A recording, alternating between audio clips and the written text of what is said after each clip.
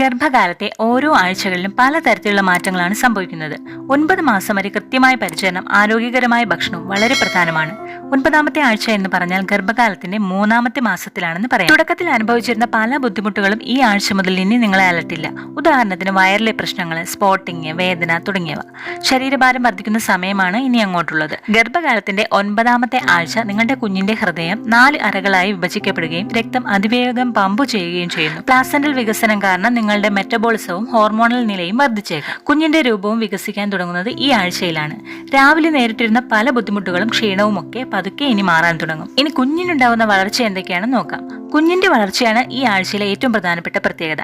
കൺപോളകളും മൂക്കും ഉൾപ്പെടെയുള്ള ചെറിയ മുഖ സവിശേഷതകൾ ഈ ആഴ്ചയിൽ വികസിക്കാൻ തുടങ്ങും. കുഞ്ഞിന്റെ തല അവരുടെ ശരീരവുമായി താരതമ്യപ്പെടുത്തുമ്പോൾ വലുതാണ്. താഴെയായി ചെറിയ കാൽവിരലുകൾ ഇപ്പോൾ ദൃശ്യമാകാൻ തുടങ്ങും. ദഹന, പ്രത്യുൽപാദന സംവിധാനങ്ങൾ ഉൾപ്പെടെയുള്ള ആന്തരിക അവയവങ്ങളും രൂപം കൊള്ളുന്നു. അതായത് കുടലും ജനനേന്ദ്രിയവും വികസിക്കുന്നു. 9ാമത്തെ ആഴ്ച എന്ന് പറഞ്ഞാൽ ഗർഭകാലത്തിന്റെ 3ാമത്തെ മാസത്തിലാണ്.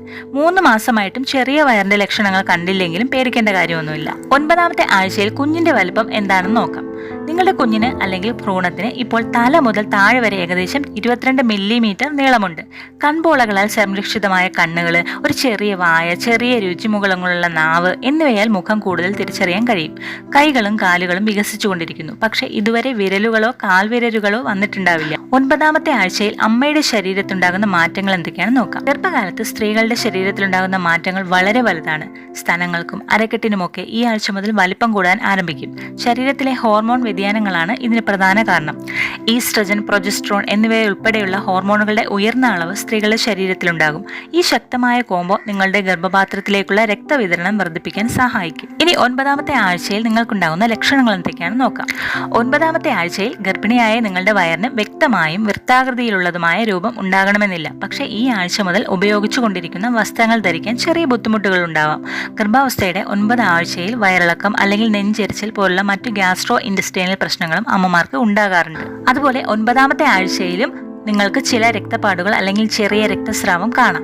ഗർഭിണിയായ 9ാമത്തെ ആഴ്ചയിൽ അല്ലെങ്കിൽ നിങ്ങളുടെ ഗർഭകാലത്ത് എപ്പോൾ വേണമെങ്കിലും ഏതാനും തുള്ളി രക്തം കാണുകയോ മഞ്ഞയോ പച്ചയോ പോലുള്ള വിചിത്രമായ നിറമുള്ള സ്രവങ്ങൾ കാണുകയോ ചെയ്താൽ ഡോക്ടറെ കാണേണ്ടത് അത്യാവശ്യമാണ്. 9ാമത്തെ ആഴ്ചയിൽ നിങ്ങളുടെ ഗർഭാശയത്തിന്റെ വലിപ്പം വർദ്ധിക്കുന്നതിനാൽ നിങ്ങൾക്ക് നേരിയ മലബന്ധവും നടുവേദനയും അനുഭവപ്പെടാം. മലബന്ധം കഠിനമോ മറ്റു വേദനയോടൊപ്പമോ ആണെങ്കിൽ എന്തെങ്കിലും പ്രശ്നങ്ങൾ ഒഴിവാക്കാൻ ഡോക്ടറെ സമീപിക്കേണ്ടതാണ്. അതുപോലെ രാവിലെ ചില ബുദ്ധിമുട്ടുകൾ അനുഭവപ്പെടാം. ഗർഭകാലത്തെ കുറിച്ച് ഓർക്കുമ്പോൾ തന്നെ സ്ത്രീകൾ പേടിക്കുന്നത് രാവിലെയുള്ള ബുദ്ധിമുട്ടുകളാണ്. ചിലർക്ക് ഇത് അനുഭവപ്പെടുകയും മറ്റു ചിലർക്ക് ഇല്ലാതിരിക്കുകയും ചെയ്യുന്നു. രാവിലെ ബുദ്ധിമുട്ടുകൾ 9ാമത്തെ ആഴ്ച മുതൽ കുറഞ്ഞു തുടങ്ങും. അതുപോലെ മുൻപത്തേക്കാൾ കൂടുതലായിട്ട് വിശപ്പ് അനുഭവപ്പെടാൻ തുടങ്ങും. ജോലിക്ക് പോകുന്നവരാണെങ്കിൽ ആവശ്യത്തിന് സ്നാക്കുകളൊക്കെ കയ്യിൽ കരുതാൻ മറക്കരുത്. അതുപോലെ ചിലർക്ക് ഭക്ഷണത്തോട് വെറുപ്പും കൊതിയും ഒക്കെ തോന്നാം.